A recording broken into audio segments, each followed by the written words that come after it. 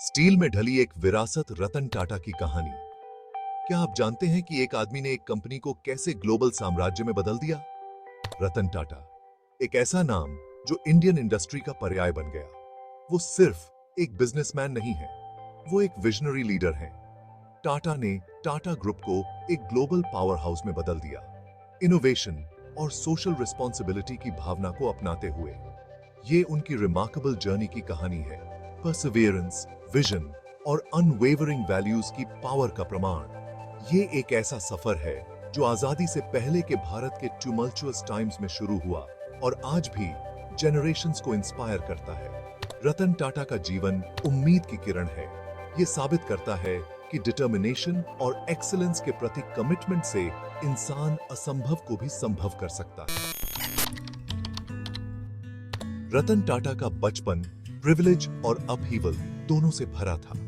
प्रतिष्ठित टाटा परिवार में जन्मे, उन्होंने एक ऐसे परिवार की अनोखी गतिशीलता का अनुभव किया जो भारत के इंडस्ट्रियल लैंडस्केप के साथ गहराई से जुड़ा हुआ था।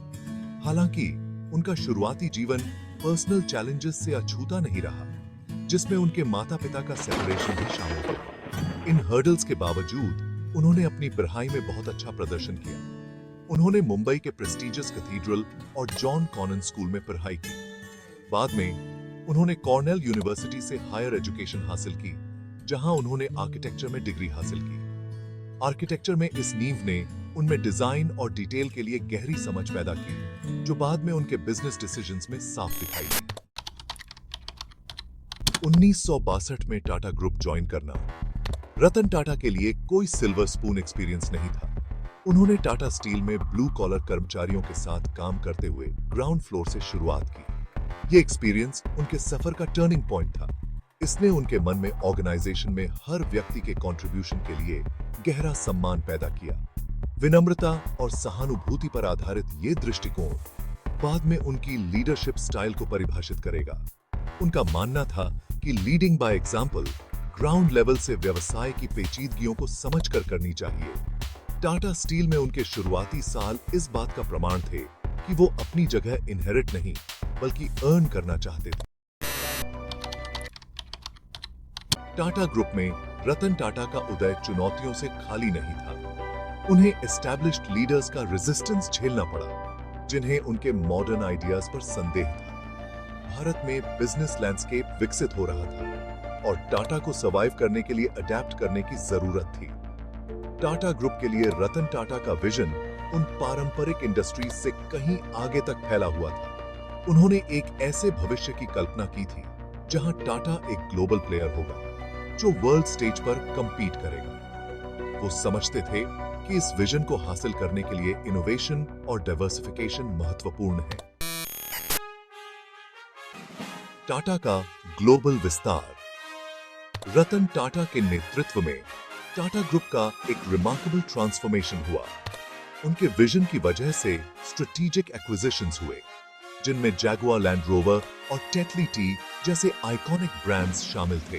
बोल्ड मूव्स ने उनकी बिजनेस एक्यूमेन और अनएक्सपेक्टेड प्लेसेस में संभावनाओं को पहचानने की उनकी क्षमता को प्रदर्शित किया। उन्होंने आम लोगों को किफायती परिवहन प्रदान करने के उद्देश्य से टाटा नानो के डेवलपमेंट को आगे बढ़ाया। बिजनेस के अलावा रतन टाटा अपने फिलैंथ्रोपी के लिए भी जाने जाते हैं। वो समाज को वापस देने में दृढ़ता से विश्वास करते हैं और उन्होंने कई सामाजिक कार्यों का समर्थन किया है। सोशल रिस्पॉन्सिबिलिटी के प्रति उनकी प्रतिबद्धता टाटा ग्रुप के ईथोस का एक अभिन्न हिस्सा। रतन टाटा का सफर एस्पायरिंग एंटरप्रेन्योर्स और सीजन्ड बिजनेस लीडर्स दोनों के लिए एक प्रेरणा है। उनकी लाइफ स्टोरी हमें सिखाती है कि सफलता सिर्फ मुनाफे के बारे में नहीं है, बल्कि पर्पस के बारे में है। ये एक ऐसे ऑर्गेनाइजेशन के निर्माण के बारे में है जो समय की कसौटी पर खरा उतरे, जो दुनिया पर सकारात्मक प्रभाव डाले। अपने मूल्यों के प्रति उनकी अटूट निष्ठा, अडैप्ट करने की उनकी क्षमता और बेहतर भविष्य के लिए उनका विजन ऐसी सीख है जो पीढ़ी ही दर पीढ़ी चलती रहेंगी। रतन टाटा की विरासत, सपनों की शक्ति, एथिक्स के महत्व और एक व्यक्ति दुनिया पर जो प्रभाव डाल सकता है, उसका प्रमाण है। अगर आपको ये वीडियो पसंद आया हो तो कृपया लाइक करें, शेयर करें और हमारे चैनल को सब्सक्राइब करें।